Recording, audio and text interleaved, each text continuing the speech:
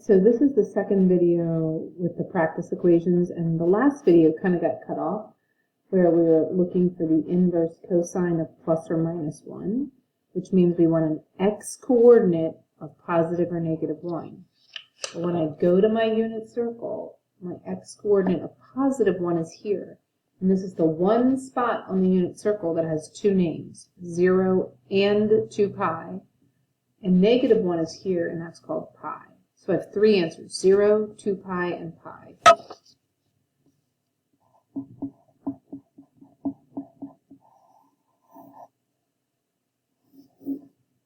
So I have a total of 5 answers for number 5.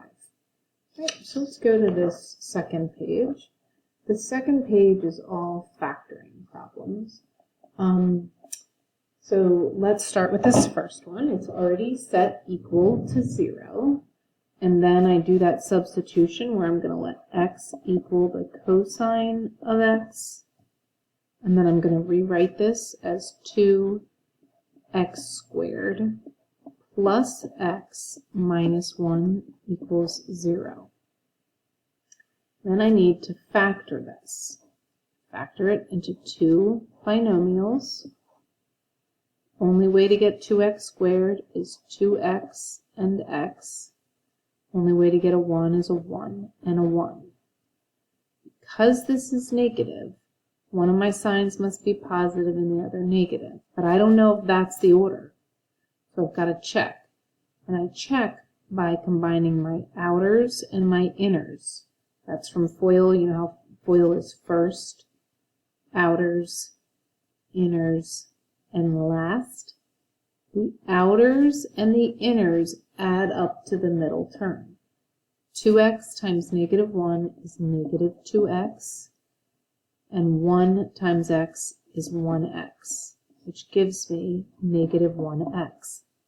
But I want plus x, which means I need to switch these. This is my negative and this is my positive. Now when I check my outers and inners, I get positive 2. Sorry, this is separate. And negative 1, which gives me 1x, which is what I wanted. So this is what my factors look like. Now I'm going to put that cosine of x back in. 2 cosine of x minus 1 and cosine of x plus 1 equals 0. My next step is to set each factor equal to 0. 2 times the cosine of x minus 1 equals 0, and cosine of x, cosine of x plus 1 equals 0. So let's solve this. Add 1 to each side. 2 times the cosine of x equals 1. Divide each side by 2, and I get that the cosine of x equals a half. When I take the inverse of each side, actually this is looking a little too close, so I'm going to move up to here and say cosine of x equals 1/2. I kind of just went up to there. Take the inverse of each side. X equals the inverse cosine of 1/2. That means I want x coordinates that are 1/2. X coordinates that are 1/2. I look at my unit circle. Oh, right there on blue, I have an x coordinate of a half. So my other answers have to be on blue. This is negative. I don't want that. This down here is negative. I don't want that. Here's another positive one. So 5 pi over 3 and pi over 3. So x equals pi over 3 and 5 pi over 3. Oh, sorry. I do that a lot. I'm so sorry. I don't always show you. I'm saying it, but then I don't show it to you. All right, let's go to the next one. Cosine of x plus 1 equals 0. Subtract 1 from each side. And I get that the cosine of x equals negative 1. I take the inverse of each side, and I get x equals the inverse cosine of negative 1. So where is my x coordinate, because it's cosine, of negative 1? My x coordinate of negative 1 is right here at pi. X equals pi. So I got a total of 3 answers for number 6. Let's go to number 7, and I think what I might do, just to give us a little bit more room, is I might move number 8 down to here, the bottom of my paper.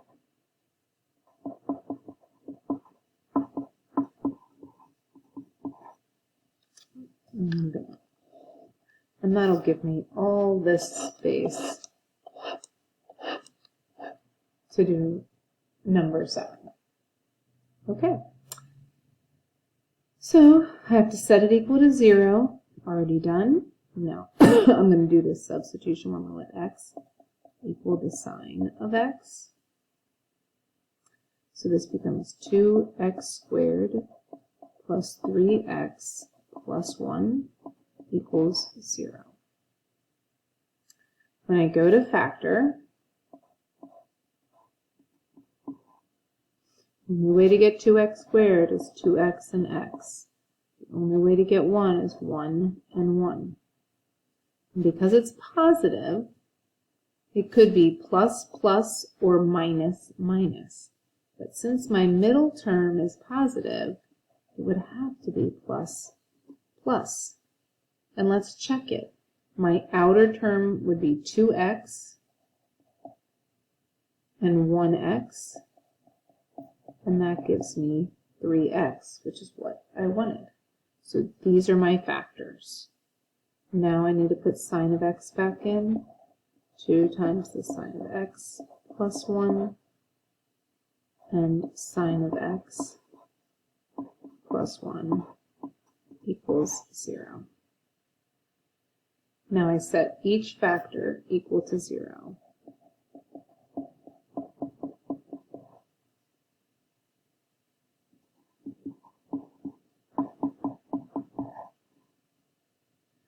And I'm going to have to solve each one.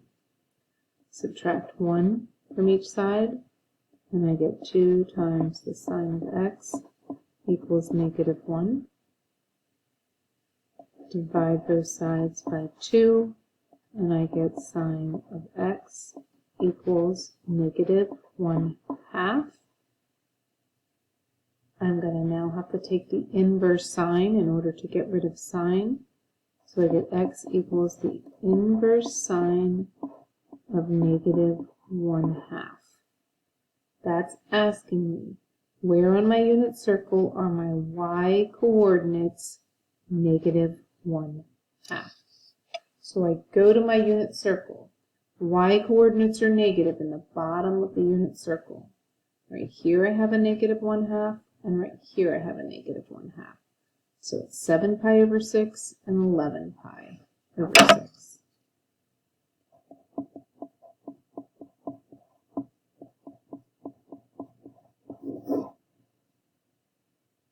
Now, this equation, sine of x plus 1 equals 0. Subtract 1 from each side, and I get sine of x equals negative 1. Take the inverse of each side. X equals the inverse sine of negative 1. So I want to know where my y coordinate is negative 1. Y coordinate is negative 1 right down here at 3 pi over 2.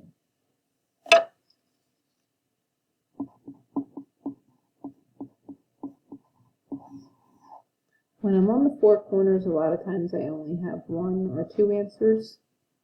So there are my total of 3 answers here. Let's go to our very last one. All right, this looks again like a quadratic. I'm going to substitute. Let's let x equal sine of x. So this is x squared plus x minus 20 equals 0. So I'm going to factor this. Only way to get x squared is x and x. Now the 20, I've got to think about that. I want to get a product of negative 20, and I want to get a sum of positive 1. So I've got to think about all my different factors of negative 20. I've got 1 and 20, 2 and 10, 4 and 5. And what I need to figure out is what combination can 1 and 20 make 1? No. Can 2 and 10 make 1? No. Could 4 and 5? Yes, I could have positive 5 and negative 4. Will give me a product of negative 20 and a sum of positive 1. So this is going to be plus 5, and this is going to be minus 4. Now I put sine of x back in, so I get sine of x plus 5, and I get sine of x minus 4 equals 0. Set each factor equal to 0. Sine of x plus 5 equals 0. Sine of x minus 4 equals 0. Solve each one. Subtract 5. Sine of x equals negative 5. Therefore, x is the inverse sine of negative 5. Well, I know that there isn't one. Remember, the largest that sine can be is 1, and the smallest it can be is negative 1. So this has no solution. You could put this in your calculator, inverse sine of negative 5, and you will get an error.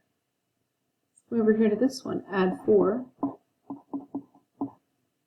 We get sine of x equals 4, so x is the inverse sine of 4. Well, once again, the largest that sine can be is 1. We learned that from our graph. So there is no solution for either one.